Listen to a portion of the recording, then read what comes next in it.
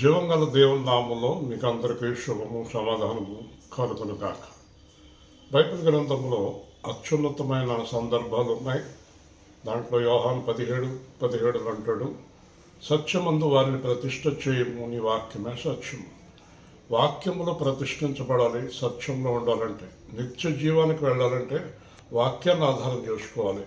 వాక్యం లేనప్పుడు అంత వ్యర్థమే. వాక్యంతో మనం ముందుకు సాగాలి.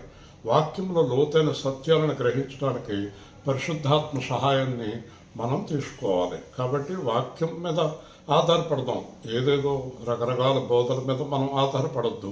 దేవుని వాక్యం మీద ఆధారపడతాం. ఆ వాక్యమే కృపాసత్య సంపూర్ణుడైన యేసు.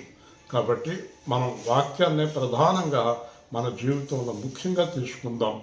వాక్యం మీద మాత్రమే ఆధారపడదాం. మీరందరూ ఈ విషయాన్ని గ్రహించాలని కోరుతున్నాను.